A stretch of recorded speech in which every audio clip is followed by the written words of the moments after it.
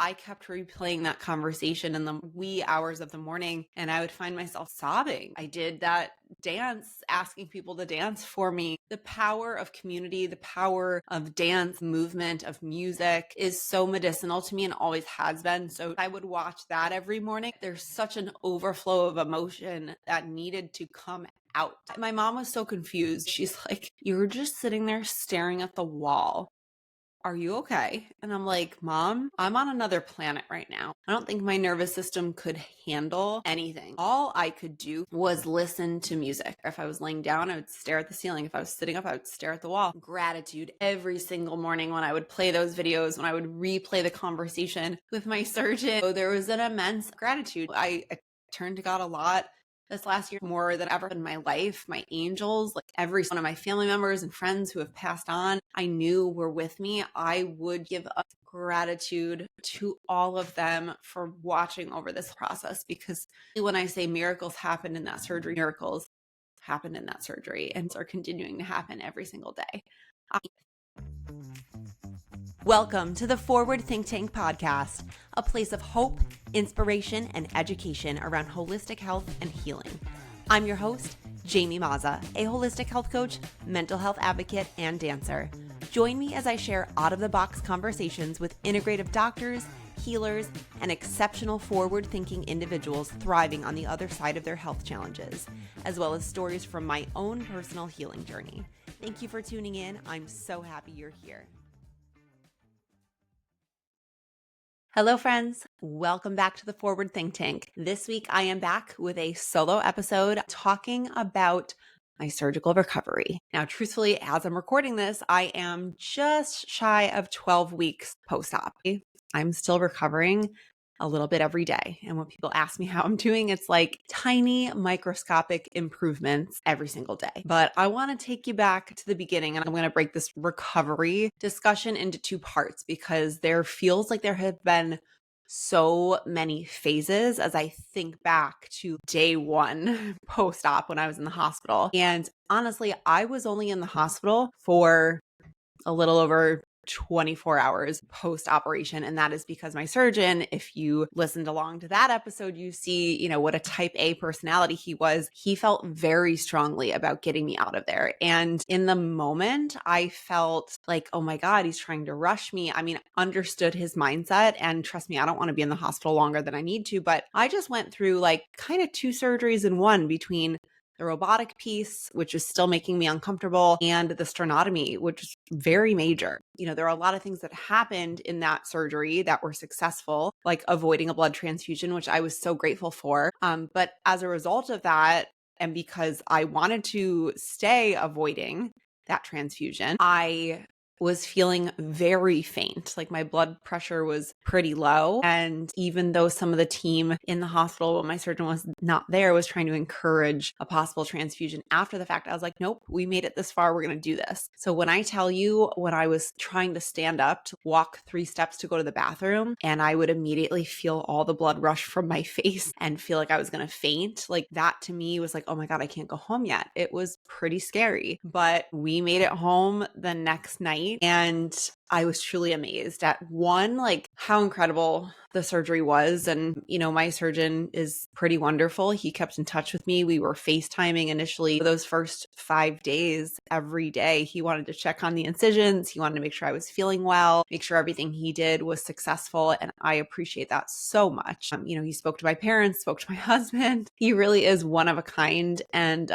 I love him and I adore him, and I'm forever grateful for him. But as soon as I left the hospital, and I'm pretty sure I spoke about this when we had our conversation, I felt like immediate cobwebs lifted from my brain, just getting out of that environment where the air was stale and there's machines beeping, you're not able to sleep, and people are poking and prodding you, and constant noise and energy all around you. I didn't even realize how much that was affecting me. So post-op part 1.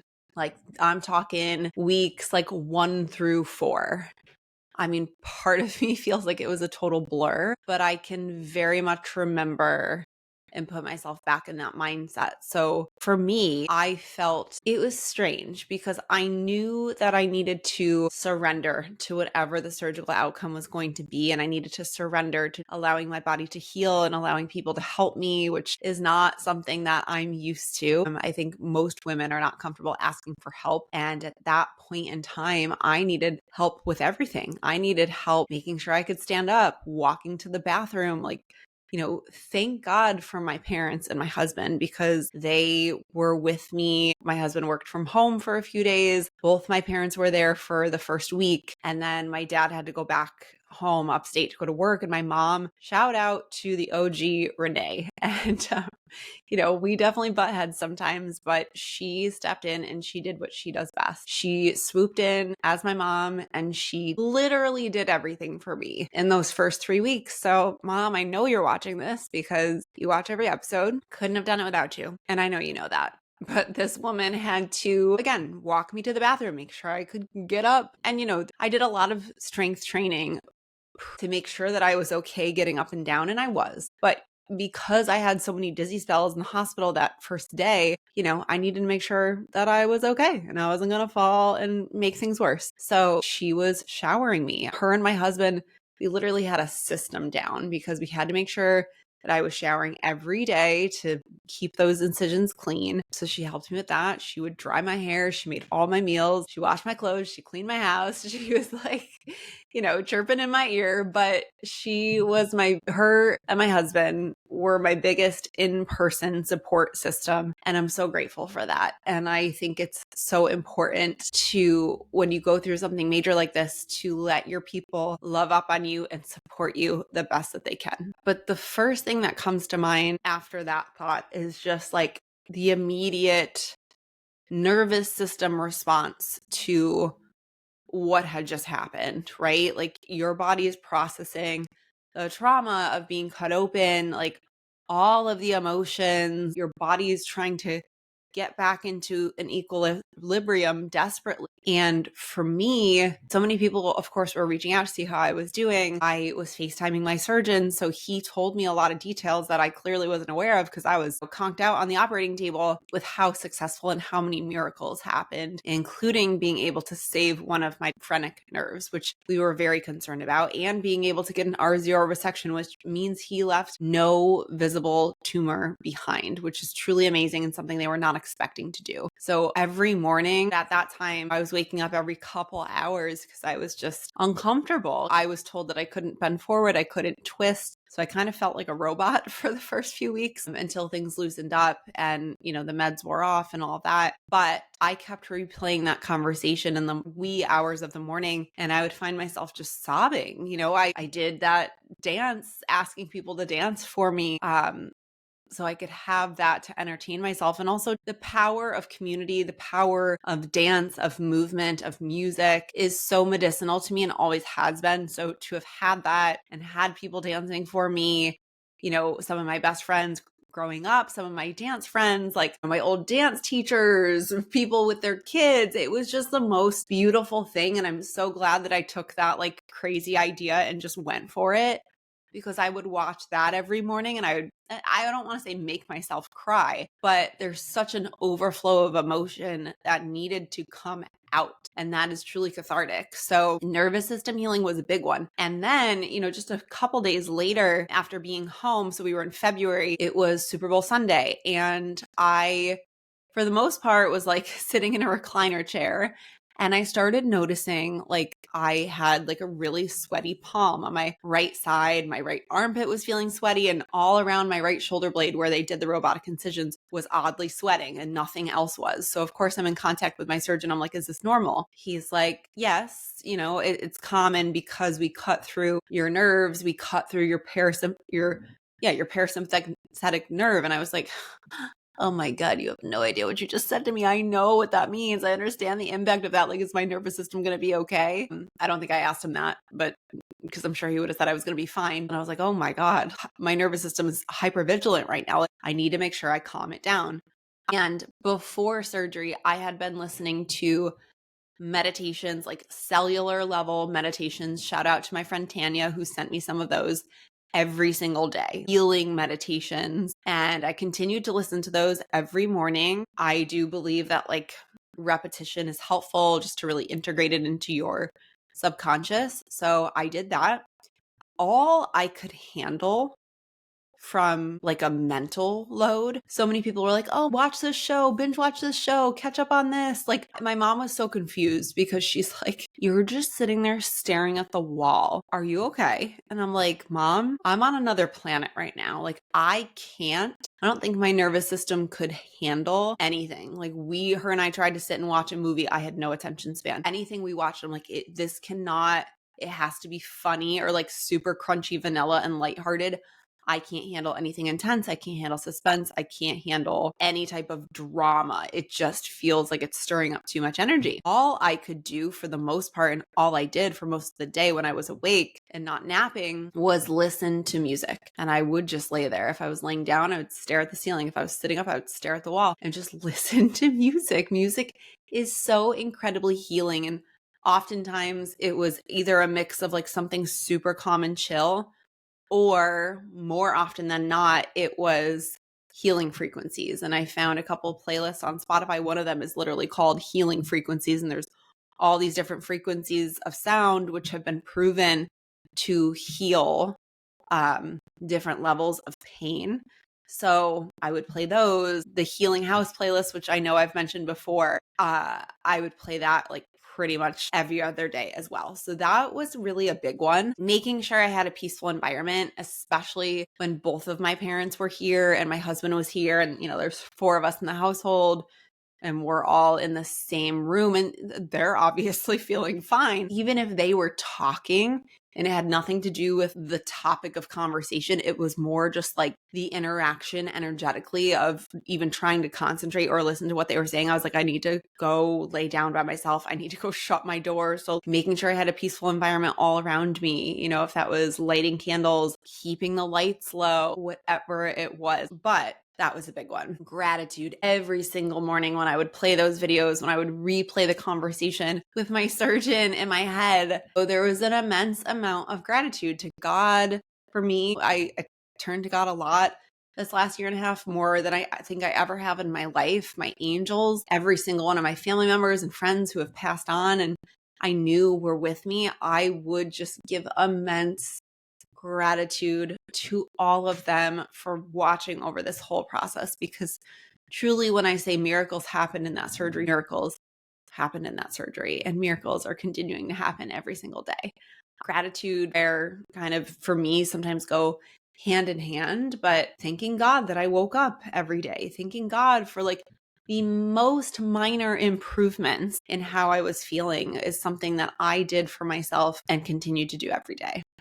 And then from a nervous healing system perspective, I have to shout out my incredible friend and healer, my acupuncturist, Erin Kumpf, who has been working with me for 6 years now, since 2019. Erin, we go way back at this point. I have to give my utmost thanks to her for not just checking in with me as she does. We have developed a level of friendship over the years, and I am so grateful that she was willing to make house visits for me when I knew I wasn't going to be able to be mobile enough to get to her clinic. So the first 3 or maybe even 4 weeks, she did weekly acupuncture visits. And I remember telling her everything that was going on. So like the sweating I was having, I was like, Erin, we cut through my parasympathetic nerve. She's like, no problem. We're going to put some ear seeds in, which is like truly amazing. I can't wait to have her on the podcast one day so she can talk about all the things that she does and all the wisdom that she has. But there is a chart, so similar to a reflexology chart where different points on your hand or your feet correspond to different parts of your body. Same with your ear. I remember the first time she came, she put points on like my thymus, lung area, thoracic, and they were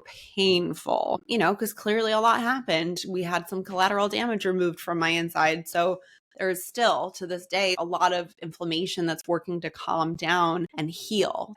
I remember telling her about what my surgeon was saying about the parasympathetic nerve being cut. And she was like, okay. The first thing she did, the first time she came, she's like, we're going to reset your nervous system. And she did some acupressure points and like a little bit of gentle, I don't even know if I would call it massage, also some moxibustion. So you've probably seen me if you follow on Instagram, almost like these tiny little candles that sit, they're sticky, so you can stick them on different points of your body. And obviously she knows much better than I do, but my understanding is they help bring blood flow to the surface. So that's helping stimulate circulation, drawing in some energy and some chi, helping keep things moving and mobilized. And so she did a combination of that, acupressure points on my feet, and kind of just like gently massaged them. And when I tell you, that was the first night that I probably had the deepest sleep, and it was so restorative.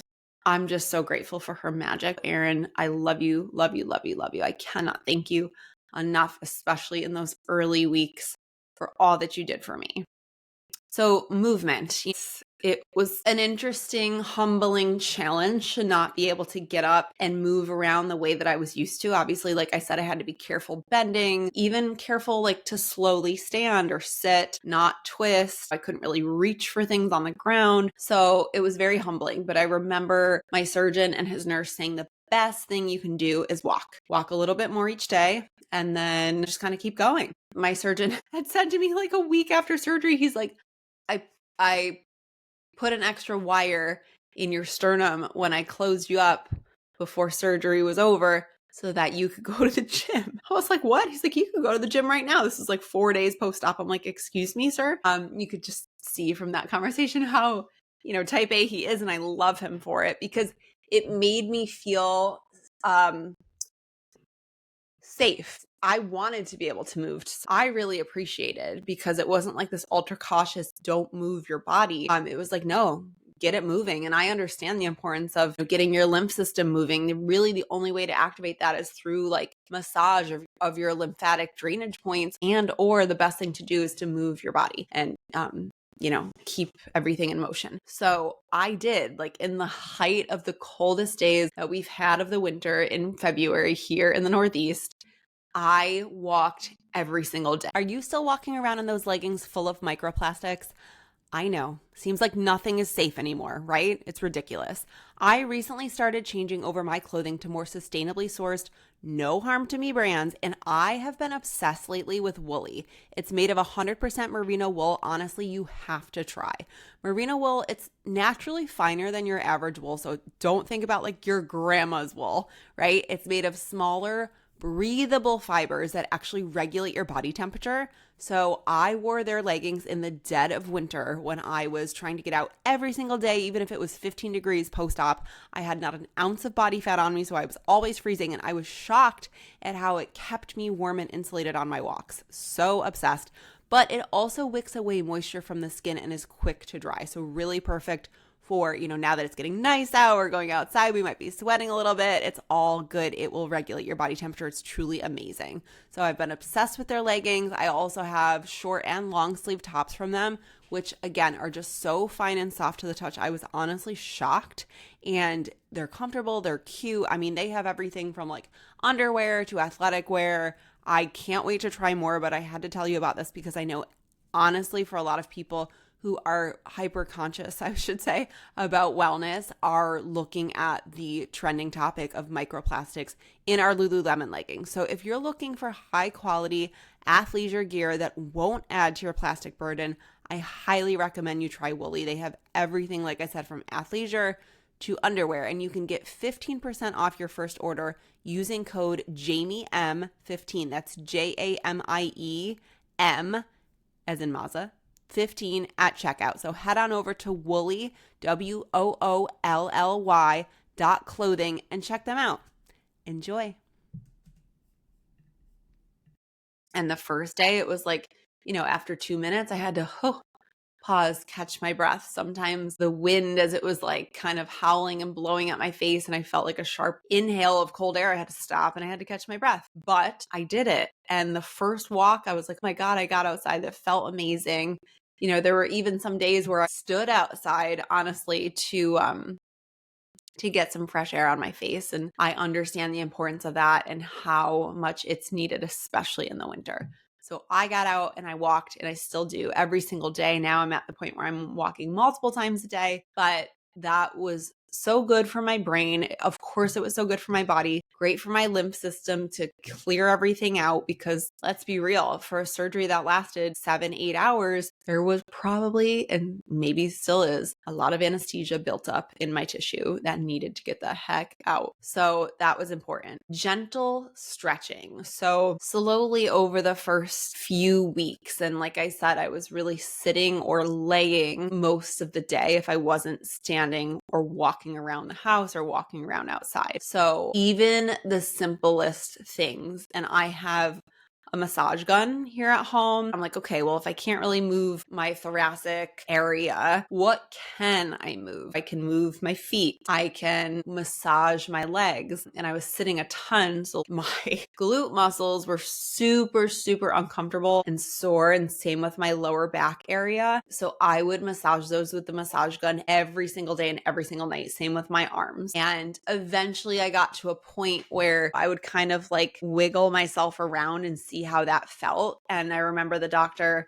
and nurse saying, as long as you're not in pain, movement is okay. So I had that in the back of my head. And, even just some minor stretching of my lower spine would feel good. So those first few weeks, like that was super critical. Rolling my feet on tennis or golf balls. So like I was saying with the ear seeds with acupuncture, there are different acupressure points and reflexology points on your feet that correspond to different areas of your body. So I'm like, okay, well, if discomfort in my abdominal area or my shoulder blade, what is the corresponding point on my foot? And so I started to experiment with that. And when I started to massage those areas, they were definitely very tender. So if you're not familiar with reflexology, it's pretty amazing, especially if you can't quite get to the point that you're trying to access. Sometimes just like playing around with massaging your feet, like you find a sore and tender point and you're like, wow, I didn't even realize that's like what it was. You look it up. It's like, okay, it's my shoulder, it's my stomach or my intestines or whatever. So I then started incorporating that into my daily routine. And then from a detox perspective,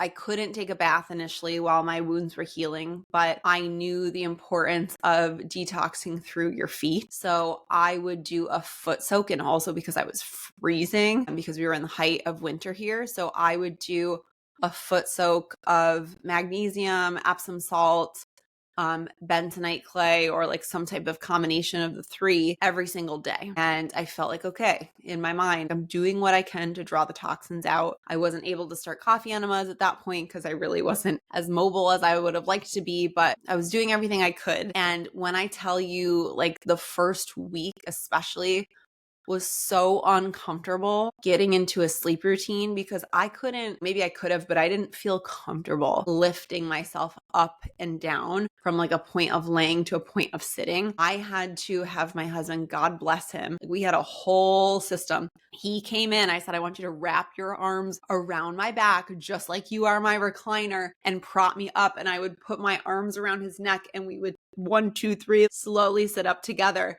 until I got to a point where I felt comfortable enough, like wedging myself up some, like from my side. So it was extremely humbling in the beginning. But yeah, sleep was, the first 4 nights I remember I slept in 4 different spots. I tried first the recliner, which we were lent very generously, a recliner from one of Nick's colleagues and friends at work. And I think I honestly was like a little too tall for it.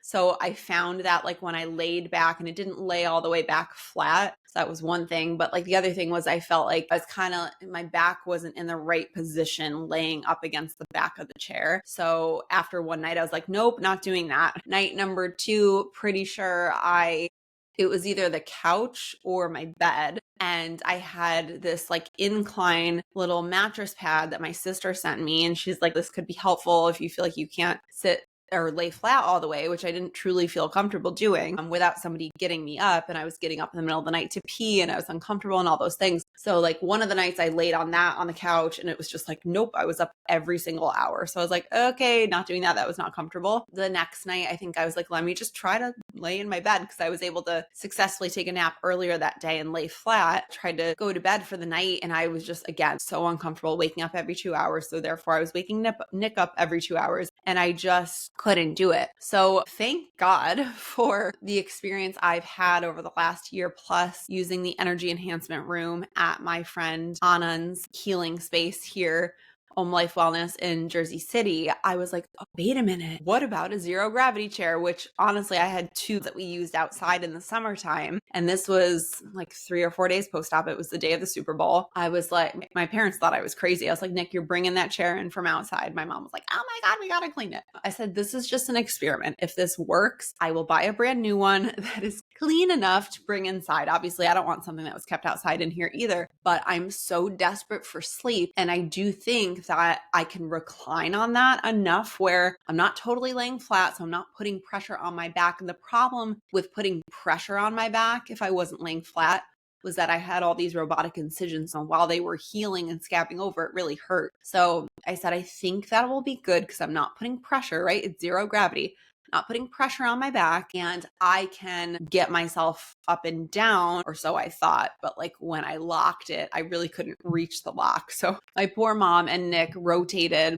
I was in that chair for, I think, like 9 or 10 nights before I felt comfortable going to my bed. So they would switch on and off for who was going to be the one to be woken up every 2 or 3 hours, which unfortunately, I don't know if it was just because I was on an incline or I was drinking a lot of fluid before bed, but I had to get up and pee like every 2 to 3 hours. And also I think I was just like uncomfortable. So I had to kind of readjust, but that was the way I slept the most comfortable for that stretch of like a week and a half until I felt comfortable enough going to my bed. But I had a full wind down routine for my sleep. So I would eliminate, which this is something that was pretty normal for me, eliminate my screen time like an hour or two before bed, turn the lights low, do the foot bath if I hadn't done it earlier in the day, take my magnesium before bed, spray my feet with magnesium oil, and then get in the zero gravity chair. Sometimes I would put the healing frequencies before I would go to bed. Nick would say his prayer over me as he does every single night, still to this day. And then I would go to sleep. And once I got to a point where I was sleeping in bed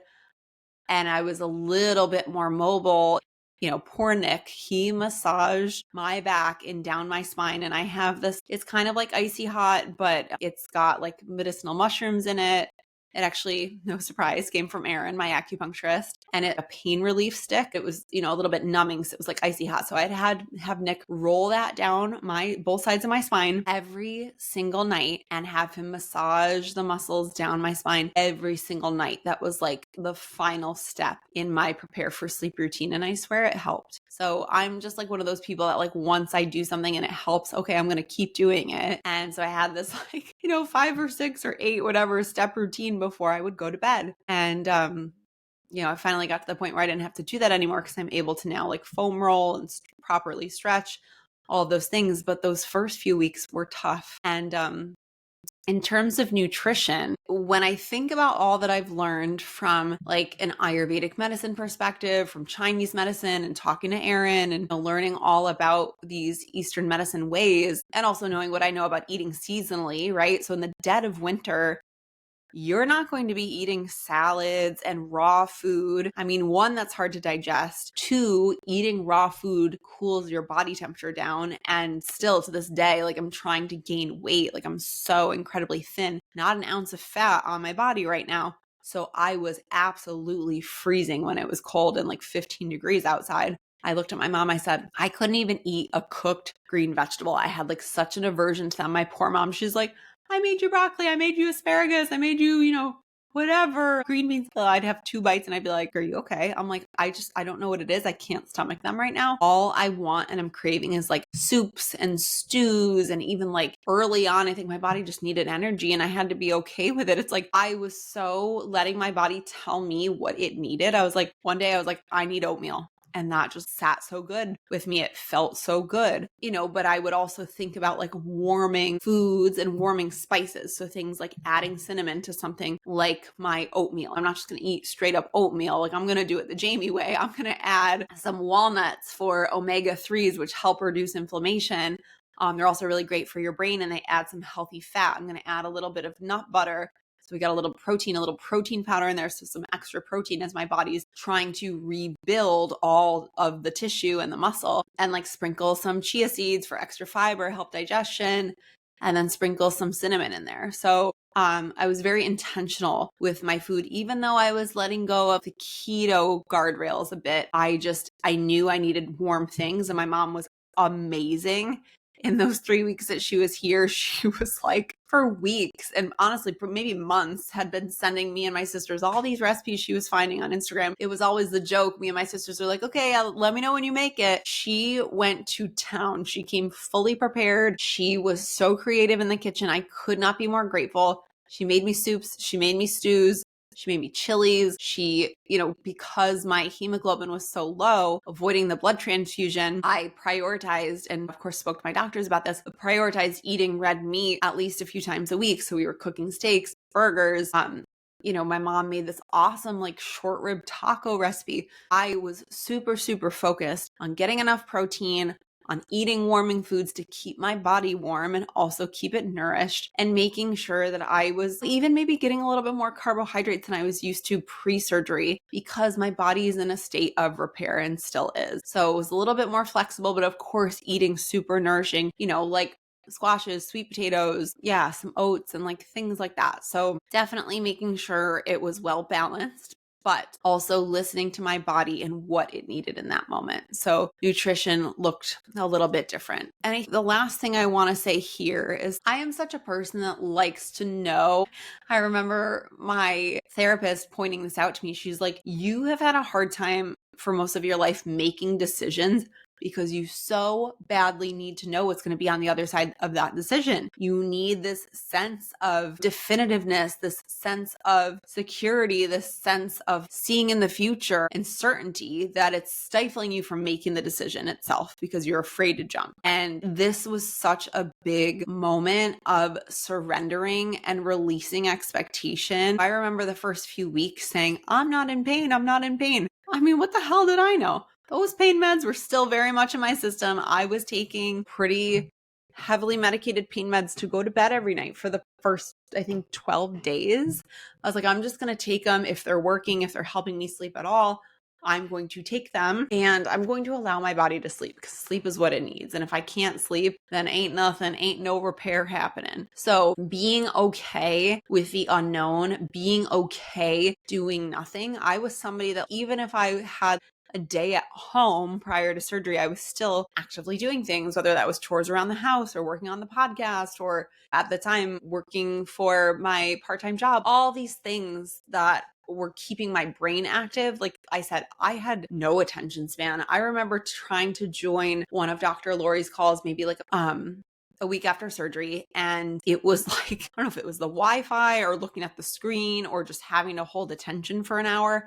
I lasted probably 15 minutes on that call, and it was just an immediate zap of any mental energy that I had. It was very humbling. I think if you are somebody who is going through a major surgery or you know somebody who's going through a major surgery, just know that you can't have expectations, right? You can have intentions of how you think you'll want things to go. And truthfully, for me, it's like, no, I can't even say every day is different. Every hour, and still to this point, every hour of every day is different. I used to know I'm going to wake up tomorrow and I'm going to go take a workout class, and then I'm going to go do this, and then I'm going to see this person, and then I'm going to go run errands, and I'm going to do this. And I knew I was going to have all the energy to do it. Now and especially in the beginning, it was like, all right, well, I didn't sleep well, so I know I'm already at a little bit of a loss. I take a shower, I immediately need a nap. I sit for too long, I'm uncomfortable, I need to stretch. I think I'm going to go to lunch, but no, that got canceled because now I'm in pain. So every day I'm getting better, but every day is a little bit different. And every day I need to just let go of expectations. If I have the energy and the mind power to get through something, then yes, I'm going to do it. But if I don't, I'm going to be okay laying down, listening to music, listening to my healing frequencies, sitting under the red light, whatever it is that I need to do to prioritize my healing is what I'm going to do. And, again, I just want to shout out my support system, everybody who supported me near and far, people who could be here in person, my friends who showed up to visit me. It means the world to me because it does help the time pass, and it's nice, like get my mind off of the pain or off of my discomfort or off of everything that just happened, and sometimes just hear about what's happening in the real world. My friends who couldn't be here and who would call or FaceTime me or even just send a text or message, it all means so much. And I just want to give the utmost gratitude to my husband, who has to this day been the most patient person with me, because even now, almost 12 weeks out, 3 months out, I'm not a ball of fun and sunshine like I'd like to think that I used to be.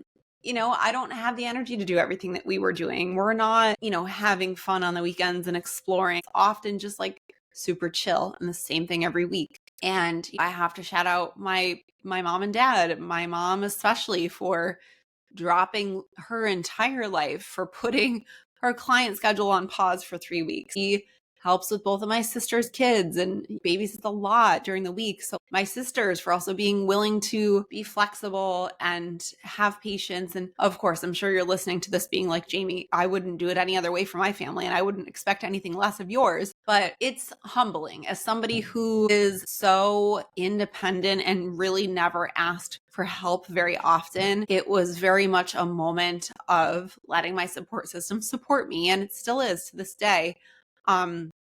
And I'm very grateful for that. And even now, and I think this will be more conversation of part 2, but after my mom left, my best friend swooped in, and she came in from Boston to be with me for 4 days so that Nick could go to work a little bit. And, they kind of split the week. But also shout out to my friend Michelle, who owns Busy Bee, which is a healthy meal delivery company here in Jersey City that I have worked for the last few years. And she has really shown up for me in making sure that I am fed, because the evenings, now that like all the pain meds had started to wear off and, I was more active and was able to do more during the day, that was when the pain started to kick on. And when I tell you, the evening and late afternoon hours are so hard for me that I can't even, in the beginning, after my mom left and after Hannah left, I couldn't even reheat one of her meals. So I'm grateful that she has this business, and I'm so grateful that she couldn't wait. Like, this is her love language. This is how she showed up for me. Same with my mom, love language of just being a caretaker, being a nurturer, being a mother. She showed up for me with these meals that truthfully I'm still taking advantage of ordering on a weekly basis because I need it. So letting your support system love up on you. If you are a support system yourself to someone else, don't always ask them what they need. Sometimes they can't even recognize it. Just show up in whatever way you think is helpful, whether that's bringing by a cooked meal, just going and spending time with that friend, sending them a podcast to listen to, or an audiobook, or a song that makes you think of them, a prayer, whatever it is, however you show love. Don't be afraid to show that love, and don't be afraid to show that love, even if that one that you love, or if you are that person who is going through this journey, even if you can't articulate it, just be okay not being okay. Be okay with the uncertainty. Love your body and give gratitude for it each and every day. And know that little by little, you are healing. I am healing. I am healed. My body is still recouping a bit, but I'm so grateful for it. I'm so grateful for all the people around me, all of my doctors and healers who have truthfully been such an irreplaceable asset in my life this last year and a half. And stick around for part 2, which will be coming in a couple weeks, because there is a lot more to say about this healing process. Once I was able to get moving and be a little bit more independent, it's like a whole new world. So I'm certainly splitting this up into 2 parts. Thank you for tuning in, friends. If this is helpful for you, or you think would be helpful for someone you love, please share it with them. It means the world to me. It means the world to me. I want to continue to spread the knowledge and awareness of ways of healing your body. That's why I've brought all of my doctors into these conversations, because they're so intelligent, and I'm doing a lot of out-of-the-box things in addition to the conventional stuff, and I want to really bring light and awareness to it. So please share this. I love you. I appreciate you. I thank you for listening, and I will see you soon. Did you enjoy this episode? If so, I would appreciate you taking a moment to please leave a 5-star review. Every review helps visibility with this episode to reach more people, and I am on a mission to help people learn alternate resources to support themselves in their healing journey on their road to health. So please take a moment to leave a review, leave a comment. I read every single one and I respond back. And of course, the most helpful thing you can do is to share this episode. If you found it helpful, if you found it entertaining, please share it on social media, send it to a friend, a loved one, someone you think could find this helpful. It means the absolute world to me. Thank you so much for being here. Thank you for listening, and I will see you soon.